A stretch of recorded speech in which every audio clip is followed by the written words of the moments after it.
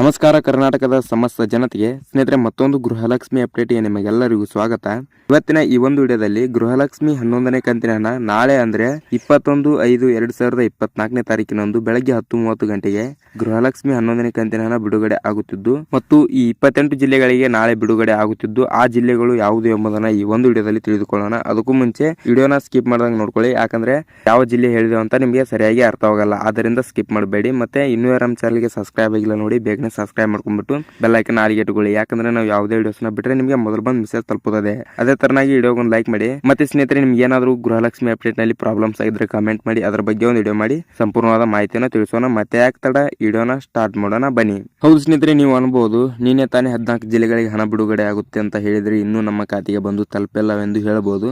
ಸ್ನೇಹಿತರೆ, ಸ್ವಲ್ಪ ಕಾಯಿರಿ. ಸ್ವಲ್ಪ ಹಣದ ಒತ್ತಡದಿಂದ ಎಲ್ಲರಿಗೂ ಜಮಾ ಆಗುವುದಿಲ್ಲ. ಸ್ವಲ್ಪ 3-4 ದಿನ ಬಿಟ್ಟು ಜಮಾ ಆಗುತ್ತೆ. ಖಂಡಿತವಾಗಿ ನಿಮ್ಮ ಖಾತೆಯನ್ನ ಚೆಕ್ ಮಾಡ್ತಾ ಇರಿ. ಖಂಡಿತವಾಗಿ ನಿಮಗೆ ಬಂದು ಹಣ ಜಮಾ ಆಗುತ್ತದೆ. ಅದೇ ರೀತಿಯಾಗಿ ಈ 28 ಜಿಲ್ಲೆಗಳಿಗೆ ಗೃಹಲಕ್ಷ್ಮಿ 11ನೇ ಕಂತಿನ ಹಣ ನಾಳೆ ಅಂದ್ರೆ 21/5/2024ನೇ ತಾರೀಕಿನಂದು ಬೆಳಗ್ಗೆ 10:30 ಗಂಟೆಗೆ ಈ 28 ಜಿಲ್ಲೆಗಳಿಗೆ ಹಣ ಬಿಡುಗಡೆ ಆಗುತ್ತಿದೆ. ಆ ಜಿಲ್ಲೆಗಳು ಯಾವುದು ಎಂಬುದನ್ನ ಈ ಒಂದು ವಿಡಿಯೋದಲ್ಲಿ ತಿಳಿದುಕೊಳ್ಳೋಣ ಬನ್ನಿ. ಸ್ನೇಹಿತರೆ, ಮೊದಲನೇದಾಗಿ ನೋಡಿಕೊಳ್ಳಬೇಕಾದ್ರೆ ಬಾಗಲಕೋಟೆ, ಬಳ್ಳಾರಿ, ಬೆಳಗಾವಿ, ಬೀದರ್, ಚಾಮರಾಜನಗರ, ಚಿಕ್ಕಬಳ್ಳಾಪುರ, ಚಿಕ್ಕಮಗಳೂರು, ಚಿತ್ರದುರ್ಗ, ದಕ್ಷಿಣ ಕನ್ನಡ, ದಾವಣಗೆರೆ, ಧಾರವಾಡ, ಗದಗ್, ಹಾಸನ, ಹಾವೇರಿ, ಕಲಬುರಗಿ, ಕೊಡಗು, ಕೋಲಾರ, ಕೊಪ್ಪಳ, ಮಂಡ್ಯ, ಮೈಸೂರು, ರಾಯಚೂರು, ರಾಮನಗರ, ಶಿವಮೊಗ್ಗ, ತುಮಕೂರು, ಉಡುಪಿ, ಉತ್ತರ ಕನ್ನಡ, ವಿಜಯಪುರ, ಯಾದಗಿರಿ ಈ 28 ಜಿಲ್ಲೆಗಳ ಮಹಿಳೆಯರ ಖಾತೆಗೆ ನಾಳೆ ಅಂದ್ರೆ 21/5/2024ನೇ ತಾರೀಕಿನಂದು ಬೆಳಗ್ಗೆ 10:30 ಗಂಟೆಗೆ ಗೃಹಲಕ್ಷ್ಮಿ 11ನೇ ಕಂತಿನ ಹಣ ಜಮಾ ಆಗುತ್ತಿದ್ದು ಫಲಾನುಭವಿಗಳು 10:30 ಗಂಟೆಯ ನಂತರ ನಿಮ್ಮ ಖಾತೆಯನ್ನು ಚೆಕ್ ಮಾಡಿಕೊಳ್ಳಿ. ನಿಮಗೆ ಖಂಡಿತವಾಗಿ ಹಣ ಬಂದು ಜಮಾ ಆಗಿರುತ್ತದೆ. ಅಕಸ್ಮಾತ್ ಜಮಾ ಆಗಿಲ್ಲ ಅಂದ್ರೆ ಸ್ವಲ್ಪ 3-4 ದಿನ ವೇಟ್ ಮಾಡಿ, ನಿಮ್ಮ ಖಾತೆಗೆ ಖಂಡಿತವಾಗಿ ಹಣ ಬಂದು ಜಮಾ ಆಗುತ್ತದೆ.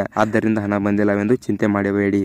ಮತ್ತು ಸ್ನೇಹಿತರೆ, ಗೃಹಲಕ್ಷ್ಮಿ ಆಗಿರ್ಬೋದು, ಗೃಹಜ್ಯೋತಿ ಆಗಿರ್ಬೋದು, ಯುವ ನಿಧಿ, ಶಕ್ತಿ ಯೋಜನೆ ಮತ್ತು ಹಲವಾರು ಯೋಜನೆಗಳಿಗಾಗಿ ನಮ್ಮ ಕರ್ನಾಟಕ ಸಿಂಧು ಯೂಟ್ಯೂಬ್ ಚಾನಲ್ನ ಸಬ್ಸ್ಕ್ರೈಬ್ ಮಾಡಿಕೊಂಡು ಇಟ್ಕೊಳ್ಳಿ.